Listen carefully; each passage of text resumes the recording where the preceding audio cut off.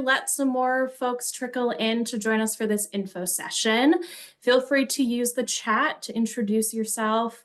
Let us know your name, your organization, and what outdoor activity makes you lose track of time. I just have to make sure. I don't think I'm sharing my screen yet. So let me go ahead and do that. Share. Emily, you might have to turn on chat ability. I think you have to do it as the host. Okay. I see lots of Q&A. 1 second. Panelists can, or attendees can chat with everyone. Okay. You should be able to do it now. Thank you, Elizabeth. And thank you for those who have let us know your chat's disabled.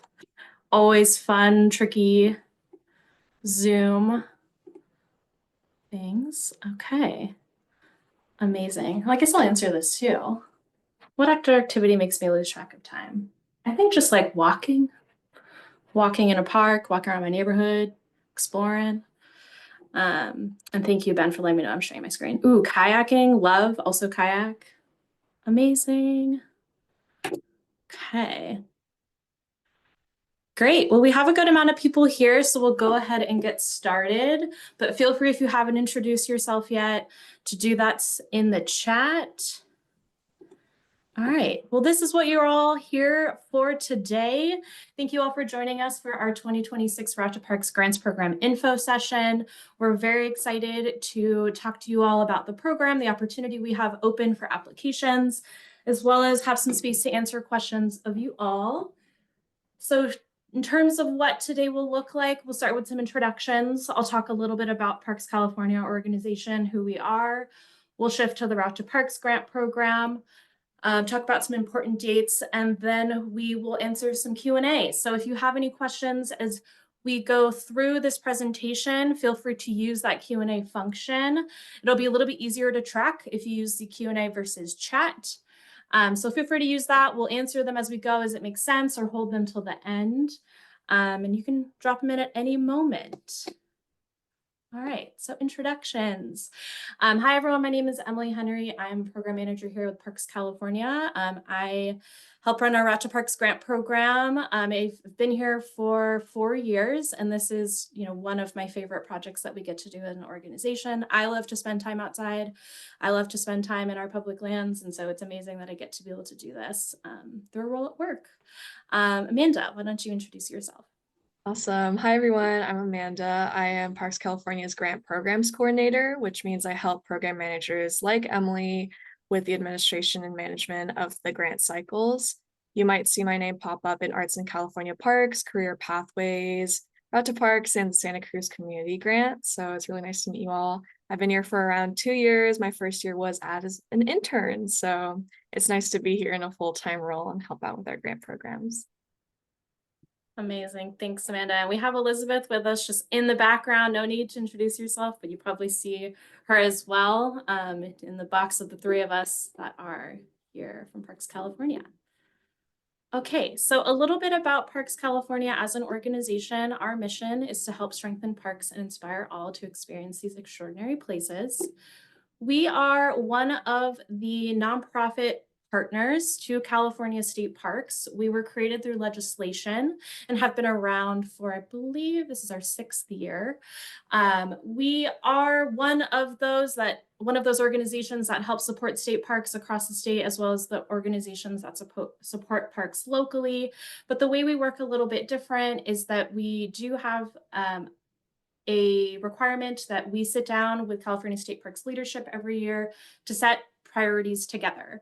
And so through these joint priorities, a lot of our projects, or all of our projects, are born really to make sure that the work we're taking on as an organization is supportive of what we're looking to do to accomplish our mission, as well as help meet state parks where they are with the goals that they have as an entity.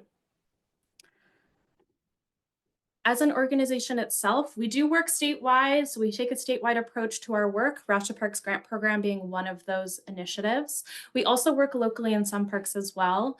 We really try and focus on driving cross-sector partnerships, so thinking about how can we bring philanthropy, private entities, communities, and government all together for the betterment of our parks and accomplishment of our joint missions. We really look through all of our programming to integrate parks into communities, help people and help communities feel a sense of belonging within parks, within our parklands, and ultimately, hopefully, create a sense of ownership and care for these lands as well. Across our statewide work, we also focus on illuminating local success stories, whether that's through our grant programs or through some of the projects we have across the state in more localized parks. And we really focus on accelerating innovation and investments across the state. All right, so now what we're here to talk about today, our Route to Parks grant program. This is our 6th cycle, and I will hand this over to Amanda to talk about the program at large. Awesome. We can go to the next slide. Route to Parks has been active for 5 years now. This is our 6th grant cycle, but over the past 5 years, we've awarded 120 grants, which totals up to or over $3 million funded. And this includes a mix of both private and public funding. Over the course of all these grants, we've been able to help connect more than 20,000 people to the California State Park System and California Public Lands. And that's with data progress still in progress. You can go to the next slide. So now we're going to talk about a brief overview of the 2026 program. For those of you who have applied before, this may look pretty similar, but the Route to Parks grant goal is to improve park access for all so that people can create authentic connections with nature. This goal also takes into account and recognizes that there are many different types of access barriers to state parks and green spaces. And one of them, a key aspect, is transportation. As we look into the criteria, we define meaningful connections as anything relevant and meaningful to your communities and how to get them engaged in wherever they're at in their experience and relationship with returning to nature, getting to understand the land around them. In terms of valuable, recreational, historical, and other types of experiences, we're not looking for a specific type of project. It's pretty open-ended, kind of going back to meeting your communities where they're at. And various programs exist within the state park staffing and communities that may interest your demographics. So that is really open-ended, and we're really thinking about what makes sense for your communities. And finally, with strengthening partnerships, we're looking to really bring together that bridge between local organizations, their communities, and the state park system so that more people feel aware of the resources that are available to them in green spaces. So that leads me to the coordination with state park staff. All applicants are required to reach out to park staff for every park that you want to go to. And this is an acknowledgement that every park is different. There are different requirements to communicate with staff.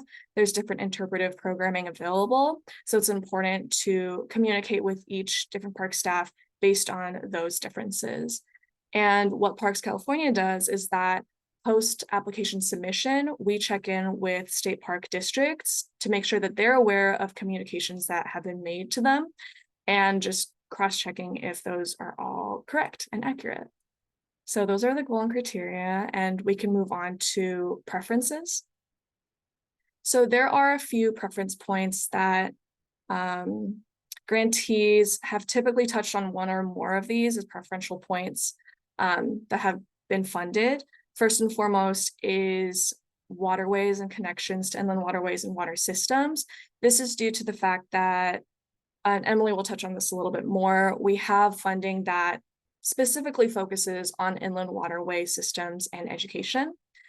In terms of co-developing relevant programming with participants, the idea is that if we're supporting programming that brings communities out in meaningful ways and meaningful experiences, participants have the opportunity to co-develop them and provide input so that they feel more in tune with activities that they're acting upon. In terms of multiple experiences, we define these as any multiple touch points that are given to communities to connect with place and public lands. This can be at the same park, this can be in the same district, and really depends on the applicant and the communities that they're surveying. And then finally, increasing knowledge and offering pathways to engage independently. This is really to make sure that when someone has an experience in a park through your programming in the future, they're able to come back on their own and start investing in a personal relationship and care for the land around them. And that's all the preference points. You don't have to touch on all of them, but just out of transparency, many grantees typically do touch on one or more of these preference points. And I will pass it back to Emily if you'd like to add anything to that spiel. Thanks, Amanda. The only thing I would add is for all these preference points, there's a question in the application that specifically speaks to these, and your responses to these and how well your proposal matches up to these preference points when they're being scored by reviewers, it does weight your proposal higher. And so that's why, like Amanda has said, all of our grantees have hit one or more of our preference points in years past that we've done this. And as you're thinking about shaping up your proposal and shaping up what your project is going to be, really look at these as, first on that previous slide, do I meet the minimum criteria? On the second slide, this one with preference points, how can I make my project or application shine a little bit more, knowing that these aspects of your application are weighted a little bit higher and taken into consideration more so than around who we fund. Okay. So to speak to a little bit of what Amanda previewed, before I talk about the funding that we have available, I would always like to share just a bit about where we focus some of our funding based on where we receive the funding. So we do have some funding infused into this Route to Parks grant program from California State Parks. And this is what has really impacted our preference points, as well as how we've shaped the criteria of the program and who we ultimately end up funding. This is a piece of the total pie that we have, but one, I just want to make sure everyone is aware. The first one is the Waterway Connections Initiative, which is an initiative by California State Parks that's really focused and has a goal on expanding inland waterway related outdoor access to priority communities with a focus on state parks. So there's the reasoning with that preference point we have before around, let me go back to it. This primarily focus on programming or experiences at California State Parks that connect people to inland waterways and water systems. It can be waterway actual recreation and exploration, like in the picture here on the right, or it can also be watershed education, watershed interpretation.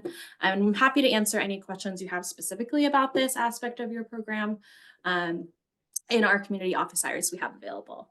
And we also have some funding from California State Parks that is focused on supporting organizations that serve K-12 populations. But we encourage all to apply and happy to workshop with you how it makes sense with your proposal, your project, and how this fits.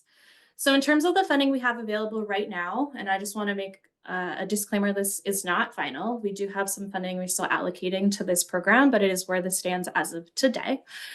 So right now, we currently have a total budget of around $835,000 to award through this grant program, and $700,000 of that, so the bulk share of this, and those who have applied in previous years, this is the same, is focused on inland waterways, recreation, education, interpretation, specifically, what was I trying to say? I will let that thought leave me. And speaking towards the K-12 aspect, we have $57,000 of that total amount that's focused specifically on K-12 programming, and we anticipate awards will average between $25,000 and $30,000. This is not a maximum or a minimum. We have awarded projects a little bit higher than this. And please talk to us if you have questions on what feels like a reasonable ask. But this is, in general, what the average amount will be across our grant program, which has been typical for the last couple of years. So in terms of who's eligible to apply, our most popular applicant is 501c3 organizations, so nonprofits. We also are able to award funds to fiscally sponsored community organizations, so those that are fiscally sponsored by a 501c3. Other eligible applicants include California Native American tribes, both inclusive of federally and non-federally recognized tribes, as well as Native 7871 organizations and government agencies. In terms of timeline, so right now our applications are open. The applications are due on August 8th, 2025, which is a Friday. And the term of this grant, so the period of performance for this grant would be 12 months through calendar year 2026. So you can apply for projects that start as early as January 2026, and that can end or wrap up as late as December 2026. Okay, and this is one thing, information, attention. That Amanda spoke to this a little bit already, but a key piece of all of our programming at Parks California is really trying to find ways within all of our different programs, how we can help support, create, deepen, strengthen relationships with California state parks. For some of you that may be brand new, you haven't worked with California state parks in the past, and for some of you that may be a relationship you already have or one that you want to revive.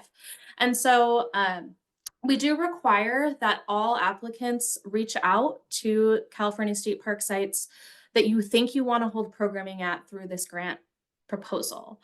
It's a really busy summer season. School's just ending, folks really getting out and enjoying our parks. And so if there's a park you think that you want to include inside your programming in your proposal, please reach out as soon as you can. If you have any trouble reaching folks, let us know. You can reach us always at our grants inbox, grants@parkscalifornia.org. But really the key piece behind this is if we're looking to help develop, strengthen, create new, support existing partnerships with California state parks, we want to recognize that there needs to be a conversation that starts there. And I've even heard from some folks who have applied in the past that it was really helpful to be able to reach out and connect with a California State Parks representative at the park nearby to them, because even if they didn't receive an award through this grant program, they created a relationship that they could learn how they could use that in the future. And another piece with this too is with the California State Park system being so vast and wide and have so many different units and different types of units, by reaching out to your park representative for which parks you want to include in your programming, they are the experts on what you need to know. You can tell them what you're thinking and they can let you know, okay, if you want to bring like 60 people in, you might need this type of permit or you need to give us a heads up. Or they might even point you to other resources that you weren't aware of that exist in that park that you could leverage within your programming. So even if you're thinking of applying, you're not sure if you will, I really, really recommend that you reach out as soon as possible. And again, if you have any challenges reaching the right folks, let us know and we can do our best to connect you from our end. Okay. So now we'll transition to actually talking about the Route to Parks grant application. I always like to start this with talking a little bit about what are some projects we funded in the past. So like Amanda said before, we're pretty open with this grant program. I like to say it's a choose your own adventure, whatever meets the needs and interests of your community and the parks that you want to visit. It's really up to you on what would be a meaningful experience in parks. And so we've had a lot of different examples through these 120 grants we have funded over the last 5 years. We have an organization at the top left, Land Together, who held a camping trip and fishing program at Silverwood Lake State Recreation Area for formerly incarcerated populations. We also have on the upper right, City Heights Community Development Corporation, which focused their programming on a multimodal transit to Silver Strand State Beach. They rode bikes, they also took public transit, and that was a great way for participants to also see, hey, if I wanted to do this myself, like I could easily replicate this now that I've done it in a group setting. In the bottom left, we also have a photo from Outdoor Outreach, who they hosted a backpacking trip at Anza-Borrego Desert State Park. And in the bottom right, we have Lowell Community Development Corporation, who I think is here today, hosting an event at Millerton Lake State Recreation Area. There's a water sports program there where there's stand-up paddle boards and kayaks that can be used by community with a lifeguard and instruction through reservation. So I shared these just to get some ideas percolating. None of these are the same. None of our programs we have funded have, they're all so different, and they all really speak to what the community wants to do, where they are in their relationship to nature, and what would speak to them and what would feel good and help, create that relationship and deepen that sense of care and belonging within our park system. So world is your oyster, whatever works. We've had folks, do all sorts of things. You can find on our website descriptions of our past grant recipients. We also have some really awesome videos on our YouTube channel too. So if you want to take a look and see what other folks have done, maybe get some inspiration points from those, you're more than welcome to take a look, get inspired. Okay.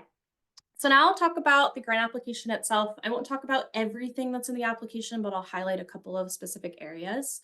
So first, like we've already said and probably hammered in a lot, you are required to coordinate with California State Parks before you apply for this grant program. So the very first question for you on the application is going to ask you, who did you reach out to?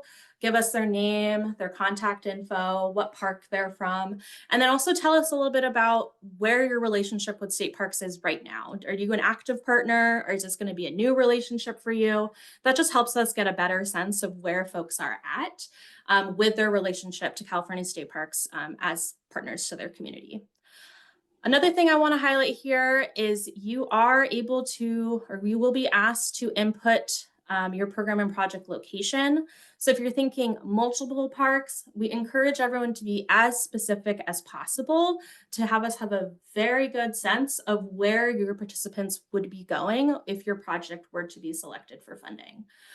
One thing that I want to also clarify here is because we are such a close partner with California State Parks, and also since this project and this program has been born out of that relationship and those priorities we've set together, it is required that the majority of your programming takes place at California State Park sites. It can be the same sites, it can be multiple, several different ones.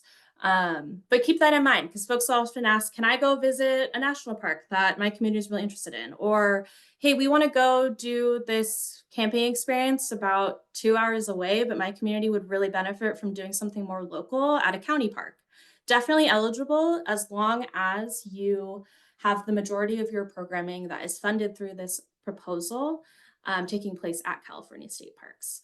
Any questions about that? It's a common question we get, and we're happy to help you think through it. But again, really here, be as specific as possible and think, what parks do people want to go to? And knowing this can change, but as of right now, is the point of applying. What's your vision? Where do you want to go? What do you want to do? Okay. So next section of the application is the specific aspects to your request. So we will ask you, and you'll be required to respond, what are the access barriers for your community to recreating and enjoying parks? And then what are your approaches to actually address those barriers that you've listed? And what are your transportation plans? Are you going to be busing people together, renting vans? Are you going to be using gas cards, rideshare, public transit? Again, world is your oyster, but really letting us know, how are you going to address those barriers to access? And like Amanda said earlier, the most common barrier we do see is transportation, but there are other aspects and other barriers that may exist depending on who your personal community is. We'll also ask that you tell us about the participants' program experience and duration. Please be as specific as you can. A big piece of this application, a big piece of how they're scored and reviewed by our review team is really based on if we have a good sense of what you're trying to do. And so as specific as you can be of what you're thinking, again, this is all a dream, right? If you're already doing this programming now and you have that, locked in, be as specific as what you've done, but be as specific as you can be for what you're dreaming up, what you would like to do, how you would like to bring community into parks, and what they will actually be doing. Will they be hiking, doing interpretive walks? Will you be leveraging state park programming? Is it really leveraging your organization's community and staff? Things like that. This next question, how, if at all, would your program increase knowledge and or offer pathways for participants and engage in independent experiences? This speaks to that preference point. If there's anything within your program that can help speak to this, is it helping create a little bit more awareness of parks nearby, park offerings, park passes, different interpretive programming, or self-guided programming that your community can do? Or we've also had in the past, if there's an approach that you're taking with your community that's replicable themselves, that they could go and do it themselves because they've done this whole know-how, like they've done the whole experience, they don't have that know-how, that really can fit here. But really thinking about, as we're trying to create and strengthen relationship between people and place, help develop and build a sense of belonging and care and connection for our public lands and California state parks. We know it takes multiple experiences, and often, as you can see folks doing it more on their own, it really builds that relationship and care. So that's what this really speaks to. We're looking in this section of the application. And then the next question I'll highlight, and the last one I'll highlight on this one, is how, if at all, will your program connect participants to inland waterway recreation and education opportunities? Again, speaking to that preference point we've talked about already, this can be, we've had folks who do specific waterway, watershed recreation. So they're kayaking, they're swimming, they're fishing. We also have had folks follow a watershed from headwaters to the coast, and really talk about the watershed and learn about how the water system works in their local community. Those are just some ideas of and if there's an aspect of your programming that fits this and speaks to that preference point, this is your section to respond to that. Also, if that's not an aspect of your programming, you can just say not applicable, which is totally fine too. Okay. So in terms of, we're continuing through the application, we'll want to know as specific as you can get where your community is coming from. This will really help us with some funding we have that's restricted to specific regions of California, of where folks are coming from. Is it a fit for that too? But it also helps us get a sense too of how far will people be traveling to your intended park sites. What will that journey kind of look like for them? And then this first question on this slide, again, speaks to a preference point. So our intended program participants involved in the program development process. If so, how? This can look like many things. Oftentimes, and a very common response we get here is that folks, if you're already working with this existing community, you've done things like this, you do things like surveying, you're hearing what people want, what they did like, what they didn't like, and kind of moving from there. It can be as simple as that. We also have funded some projects where folks are really rooting their design of the actual park experiences with what their community wants through sometimes like a subgroup of folks, or some folks have like a youth advisory council. Again, these are just ideas, nothing that's required, but again, this is your opportunity to really speak to that preference point of, is there any way that you are bringing participant voice into developing these experiences, really thinking that then will hopefully create a more meaningful experience for folks. Okay. And then we have our goals, outputs, and outcomes section. The pieces that I want to highlight here is there's a project output section for participants. If you're, your dream, if you do this the way that you would love to, then you will hit X number of participants. Do this through the lens of unduplicated participants. So if you're bringing, say you're doing 10 trips throughout the course of a year, and it's all for the same group of folks, same group of 30 folks, that number would be 30. If it's different, then that is, what's 30 by 10? 300. So you can also tell us the number of park visits that you hope to do, and then any other outputs that are relevant to your program. People kind of use this sometimes if they're using like community meetings or their outreach events. You can include that, not required. One thing I do want to call out is we do not have a minimum requirement of participants or park visits that you must meet to be eligible or considered for this program. We have funded projects that bring thousands of people into parks, and we have also funded projects that bring the same group of 30 participants multiple times throughout the course of their year. So sometimes, and I used to be a grant writer, you think, more is better. What we're really hoping with this program is supporting projects that are meaningful for community and really meet the needs of where folks are and what they want. And sometimes that's smaller groups, and that's okay too. Just want to call it out because that's a question I get a lot of, is it better if I have hundreds versus say 50? It's okay. There's no better that really happens with that. What we really look at is, what is your experience? Who's your community? Does this seem relevant? Does it hit our criteria and preference points? The last piece I want to highlight on here too is your project timeline. So if you have sketched out, we want to go on 10 trips, we're going to go to park, we're going to go to Crystal Cove in March, and we're going to go to Millerton in April, and we're going to go to of course, I'm blanking on any other park name that exists in another month. Sketch out as much as you can. It gives us a good sense of how much you have developed and sketched out your project, when things would be happening. But that's what you could use that section for. Okay.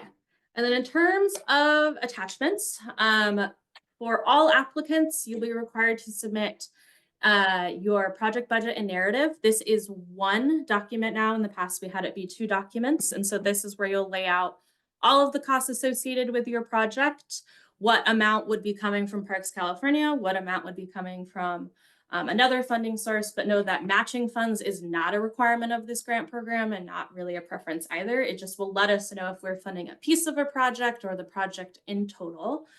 And then if you are a nonprofit organization, we do have all of our grants get reviewed programmatically, and then we also do a financial review as well. And so our finance team has asked that folks submit some financial statements, your most recent 990 form.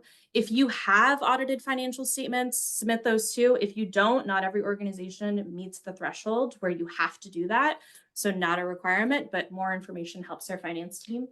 And then if you are a fiscally sponsored organization, if you could get us a letter that just acknowledges the fiscal sponsorship relationship that you have with your sponsoring entity. More in-depth instructions for that are all listed directly in our grant application. And speaking of that, our grant application is done all online. I am going to try and pull it up. There is a link that Amanda can drop into the chat, but it is done all online. You can preview the application with the link Amanda will drop in before you apply. But I always encourage folks, if you think you might apply, create an account or log into the account you already have in our grant system and start one. This will just let us know if there's any urgent updates we need to give to folks, send a message out. Just on the very, very slim chance that something does change, we know how to reach you. But you will be able to get in here. This is the preview mode where you can look at it before being logged in. You can hit preview this form and you'll see everything that I talked about in here and see how you'll fill it out. You can also PDF a version of this if you'd like to work on it outside the system, but you can also save as you go. You can also invite other people to collaborate on your application with you directly in the system. But just want to point those out as options and just make sure you're aware of how to get access to the application. Okay. All right. And then in terms of all of our important dates to consider. So right now, info session today. And then I think I spoke to this a tiny bit earlier. We do have community office hours. So we have 4 dates scheduled. It's almost every other Wednesday through the grant period from 11 to noon.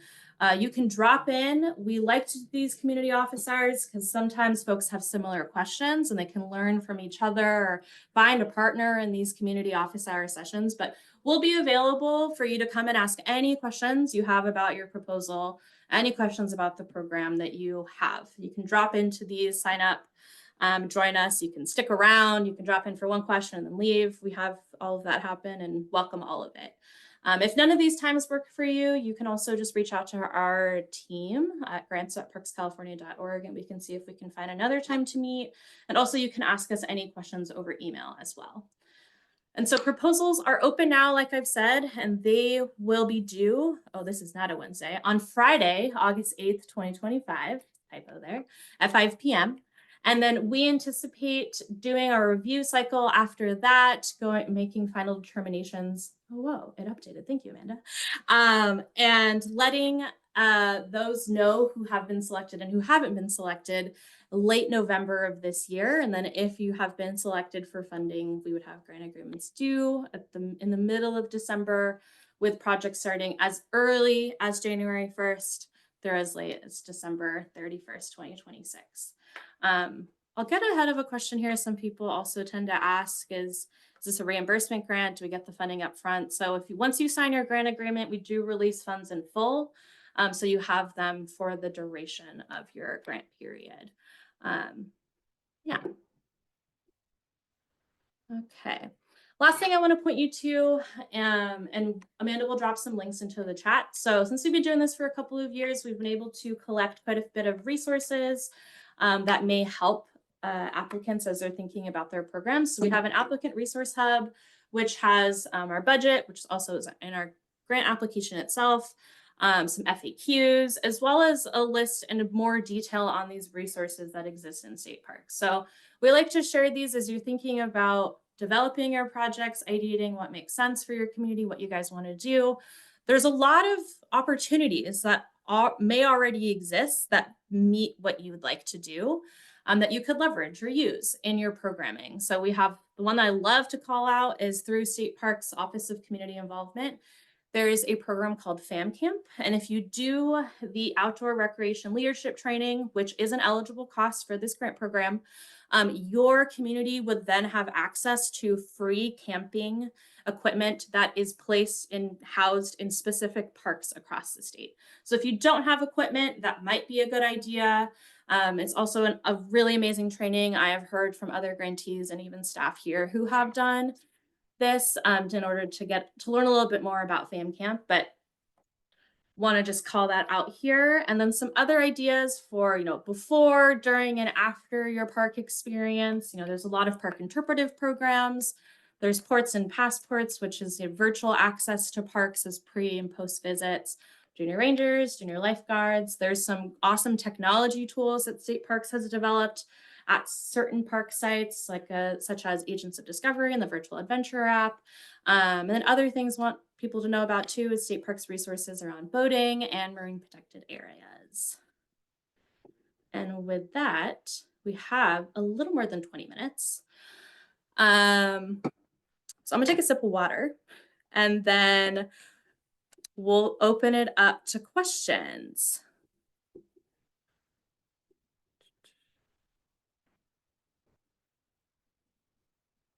Alrighty, while you're taking your sip of water, Emily, the first question, we kind of hit this, but could you redefine multiple meaningful experiences in parks? Just to clarify that.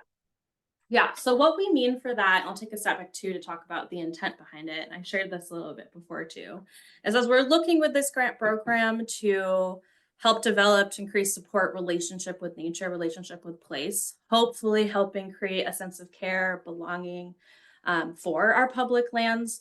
We have known, and also studies show, that multiple opportunities to engage in outdoor recreation really help with that. So the more opportunities you have, the more likely you are to form your independent relationship with parks and have care for this place. And so what we look for with that is, or the way it's kind of measured and defined, is specific, different instances in parks. So on different days, essentially, is the easiest way to talk about it. There's no minimum number. We have funded some projects that they're doing 2 trips, say even like one day and then the day after. We've also funded projects that do 1 trip a month or multiple trips over the course of a couple of months, but really thinking about multiple opportunities to engage and have an opportunity to visit our parks. Hopefully that answered, and yeah. Thank you. Awesome. And we did get this question in the chat, if all experiences need to take place in state parks. The answer is no, it's just the majority must be classified as state parks. And there's a link in the Q&A to find a park that is classified as a state park, just for your reference. But I'll skip that question and go to what eligible expenses are and what our policy on indirect costs and overhead costs are. Awesome. So eligible expenses, pretty wide, given that we support programs that are very different and we really let people design a program that makes sense. We kind of allow almost everything, except for, say, like what's typical in the grant world, lobbying and advocacy work. So we often always see transportation, staff costs, programming related costs like food, equipment that you want to keep or equipment that you rent. If you want to bring in an outside speaker, facilitator, that's eligible. Kind of everything. Our biggest ones we usually see are staff time. transportation, whether it's using existing vehicles you have access to, like staff vehicles, if you have a van or buses, or renting those. Yeah, all is fair game, and you're welcome to rent if that makes sense for you, or you're welcome to purchase equipment too if that makes sense for you. And you have the ability to house and manage the upkeep of those as well. In terms of overhead and indirect costs, so for nonprofit entities, we do not have an indirect cost cap, but we do ask that you just detail what is included in that in your budget narrative. Speak to a little bit more of like what is included. You can be very brief. If you are a government entity, so like a city, a county, we do have a cap of 15%. But we can talk about that if you have questions. Let us know. The reason it's helpful to just list in the budget narrative or like some description as to what is covered is, we let our reviewers know that there is no cap for nonprofit organizations for indirect cost, but some questions sometimes come up. And if questions come up and we don't have the information available to us, we will go back to you and ask you as well. Awesome. Now, another question I'm seeing is if I'm a current grantee or if I've been awarded a different grant through Parks California, am I eligible to apply? Those are two separate questions, but I felt like they fell under the same umbrella. For sure, I would have grouped them too. So you are eligible to apply if you have previously received a grant from us, you currently have a grant from us, and you currently have one from a different program from Parks California. So there's no restriction on if you were previously or non-previously a grantee of ours. The one thing that I do want to call out for folks is if you are a current grantee of Route to Parks specifically, we do not allow folks to have two concurrent projects. And so what that means is if you reach close to the end of your grant period and you're like, oh, I have like I need some more time. I need some more time for this project. I need an extension. We will allow for extensions, but that would disqualify you from receiving funding next year. If you're a current grantee and you haven't scheduled some time to talk to me for your current award, please do. We can talk about it then, but just keep us in the loop. It's pretty rare that happens, but yeah, you can apply. You are eligible as long as you don't need to extend your current Route to Parks grant award into 2026. And what are the grantee reporting requirements? Yes. So we have one report, which is due at the end of your project. So if you're awarded for funding and your project takes place between January and December of 2026, your final report, both programmatic and financial, would be due to us January 31st, 2027. We don't have a midterm report anymore. So for those of you who have been previous grantees, and this seems like we used to do a midterm report, we don't have one anymore, but we do still require a check-in where you talk with our Parks California staff just about how your project's going, but no formalized midterm report there. Cool. Something about inland waterways and that preference. Does that mean a direct visit has to be done to be considered as a preference versus if watershed education was talked about? Yeah, that's a good question. So I always like to respond to these types of questions, kind of zooming out of the purpose of it. So like I shared, the Route to Parks grant program has funding through California State Parks Waterway Connections Initiative. And the purpose of that initiative is to focus on bringing inland communities to inland parks to have opportunities around watershed, recreation, education, and interpretation. And so I would say what's difficult, like most of what we fund is what activities take place in a park site. So if, for example, with this question, you are at Torrey Pines State Beach, which is right on the coast in Southern California, and you're talking about the watershed, that one won't really work or meet that preference point because your physical access point where you'll be doing it is on the coast. So it's a little bit of like place, where does the community come from? And also physical place that you're in too. So know that, but if you are in a more inland park that say doesn't have a lake or a river that runs through it, you know, you can think a little expansively. Is there a watershed that does run through that park that there's an aspect of it that you can talk about through that education lens, through that interpretation lens? And you can really ask, you know, lean on your state parks partners too, and thinking about that, kind of what exists there. Yeah. And I will welcome more questions about the inland waterways because I'm sure I'll get them, but I'll pause there with that one. Leaning more onto like speaking to your state park partners, we received a question about if there are any other camping options with state parks outside of the website reservecalifornia.com. Would that be something to ask your state park partner about? Or do you You know know, you- any? So you can, I would say definitely if as you're having those conversations, ask them about it. What this is reminding me is that there was a bill that was passed last year that was intended to expand camping related access to parks for nonprofit communities. I just don't remember off the top of my head right now how that functions. So we'll add it to the FAQ, what I'm able to find. I've talked about it with some folks at state parks and have known and heard about some changes they've been making at headquarters. I just don't have that information on the top of my mind. But again, it's across the state park system. What you may find in one park, that does not mean you will find in another park. So there's that. And then the last thing I would add to that is the fam camp resource. So if you do, you know, that's outside of the Reserve California system, but it is, you have to attend a training, have one or two of your staff attend this training to be eligible to use the fam camp. It's a low cost. The cost for participating in the training is an eligible expense under this grant.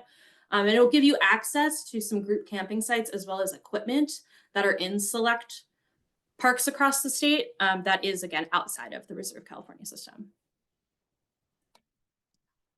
And I'm seeing a few questions about what exactly the partnership between state parks and the org looks like before you apply. Yeah. So the bare minimum of what we're looking to have you do is have a conversation.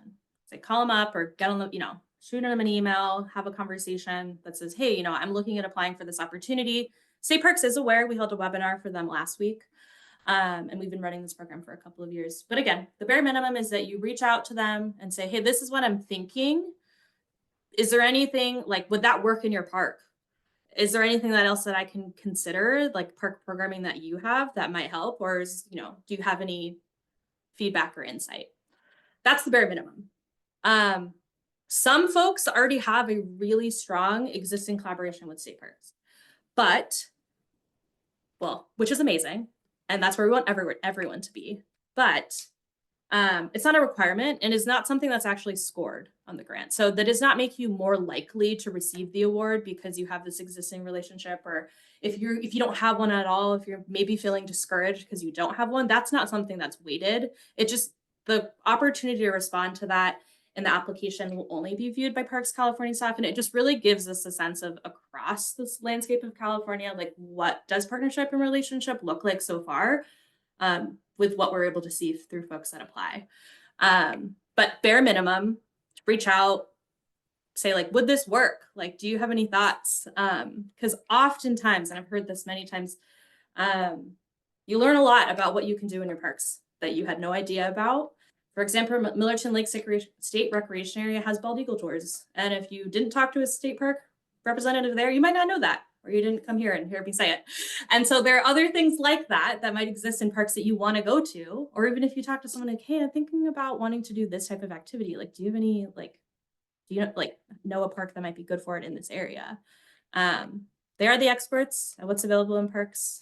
So yeah, just a conversation at minimum. That's a long way to answer that question. Awesome. How about funding existing programs? Like, let's say someone has a pre-existing junior lifeguards program. Could funding from Route to Parks expand this or offer more scholarships to do so? The way that I see the question in the Q&A and the way that it is phrased makes me wonder if you work for state parks. And so if that's the case, my answer does not apply. So please talk to me. But if you are an organization that really partners with, say, a local state beach in your area to fund your community doing the junior lifeguards program, totally eligible, totally fine.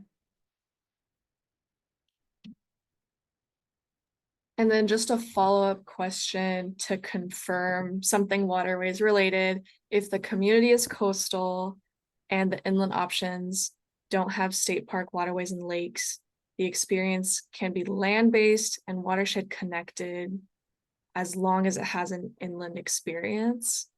So like bringing coastal to inland. It could be fine, and I really apologize for those who've talked to me about this in previous years. You've seen me message this as a moving target. For the most part, the key preference is inland communities to inland parks and watershed recreation education opportunities. We have been able to fund some projects in the past that bring coastal communities that meet, they have a lot of interests and barriers to park access. And do some watershed education in more inland parks. So it could work, but this reminds me of a caveat that I always tell people: do not change your program to fit the preferences. I know it's very exciting to see a funding opportunity, especially in the landscape right now of park access. But I have found that folks who really try and shoehorn in, it's harder. It's harder for them. And so, please come to a committee office hours. We can talk one-on-one. And you can tell me a little bit more about like what actually your program is. And, full transparency, Amanda and I, and Elizabeth who's here too, while we are Parks California staff, we are not the primary decision makers for this. We do evaluate all of our grant programs through ad hoc review committees comprised of folks from state parks, folks from other organizations like you all, folks who are just really jazzed about outdoor access and outdoor equity. And everything is kind of run through a data-driven process with also buy-in from California State Parks leadership.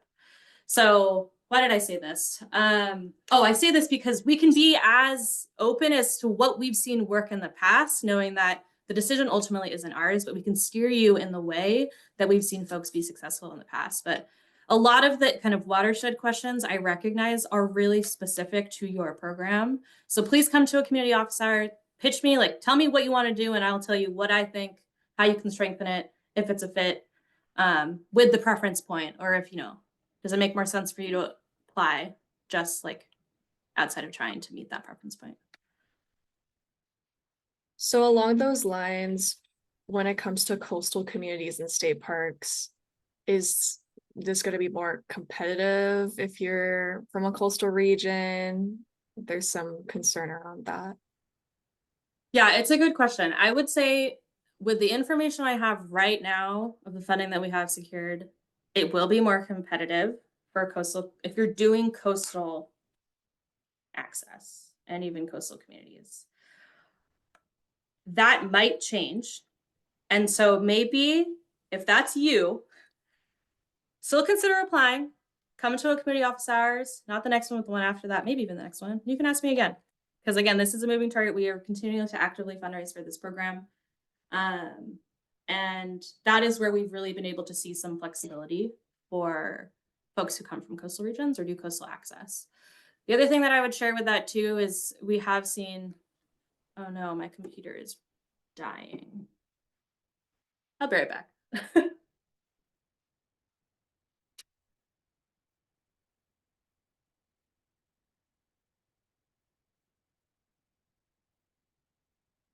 So what we have seen, and I'm just going to talk while I'm plugging my computer in, is folks do both inland and coastal access points.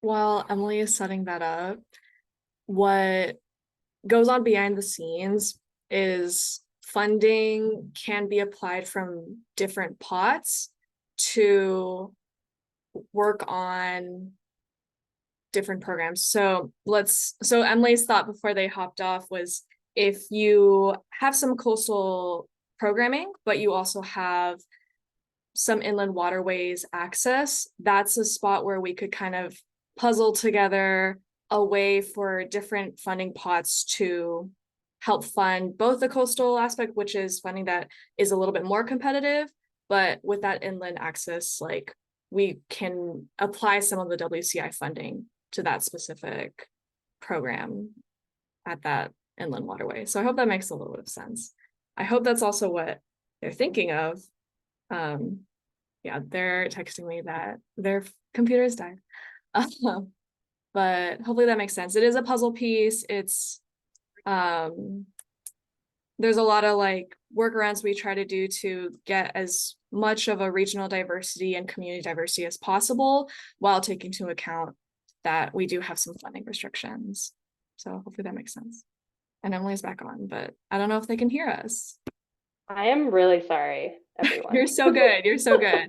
I was just talking about how our funding pots can be kind of like puzzle pieced around if a program includes coastal and inland waterways. But Yes. that is a little difficult because Yeah, there's pots. thank you. That's what I was trying to say. And that is our problem to solve on the Parks California side. Dream up the program that makes sense to you. You can talk to me, see if it seems competitive, seems eligible. But you know, again, I always tell folks, don't change your program, and we'll hopefully have some more flexible funding available to add to this very soon. Yes. But we're seeing a lot of questions about if you should still apply if you aren't touching a waterway, and the answer is absolutely. This is just a preference point where we have a little bit more funding flexibility if you do go to a waterway. So Yeah. Not to And say- absolutely. What I always tell folks too is like, just recognize that you'll be a bit more competitive, but it doesn't mean it's a no. Mhm. And then just like defining how far inland is inland, because there's some questions about, rivers that are flowing directly from the ocean or like those coastal in-betweens. Yeah, it's a good question. What I would love to be able to do, which I cannot, is draw a line on a map and say anything east of this would count. Please just ask us and we can let you know. It's another reason, we'd love to make ourselves available to folks as they're thinking through, is this a program that makes sense given your team's capacity too and what else you're working on this summer? And we can help provide some individualized technical assistance around that. So please, please, please use us for that purpose. And I guess we have like time for one more question. If a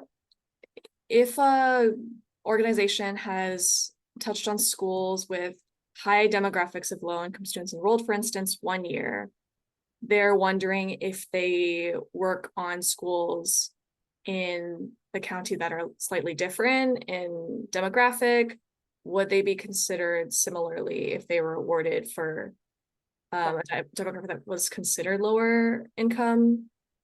Different, Yeah, it's basically. Yeah, and what this actually speaks to for me is that if you are a current or past Roch Parks grantee, your previous project and performance on that does not get weighed into decisions for this new program. And that is because, again, our proposals are vetted through an ad hoc review committee, and they might know nothing about what you've done in the past. So if you've applied before, always write the application as if the person who's reading it knows nothing about you, knows nothing about any previous award you've gotten. They'll be coming from, there may be like, for example, one of us who's familiar, but for the most part, they won't be. So yeah, if you want to change up what you've done in the past, totally fine. Yeah, and I'm happy to hang on for like a couple more minutes just because I disappeared if folks have more questions, but we can also cut it at. Yeah, I think we're good to wrap up here, but safe to say this is making me think about ways that we could strengthen our FAQ for y'all and think about the questions that were asked and update that link in the resource hub. And any questions about the resources such as FamCamp that I'm seeing that's touched on, I would recommend going a little bit deeper into our resource hub and just checking out FamCamp and seeing what the associated costs are and whatnot. But I think we can wrap up here. Okay. Thanks, Amanda. And thanks, everyone. Again, if we have those community office hours. I think Amanda had dropped the link in the chat. It's available. That link is available in our FAQ. It's available in our application. It will be available on our website. And so you can, please, please, please come and chat with us. It's so much easier to guide you as you just tell me exactly what you're thinking. And I can tell you how that has worked in the past. But appreciate you all joining us today. Thank you for hanging in there, even though I disappeared for a couple of minutes. But yeah, we're here for you. So any questions you have related to your program, reaching out to state park staff, eligible costs, all those things, you can catch us at those community office hours, reach us at grants@parkscalifornia.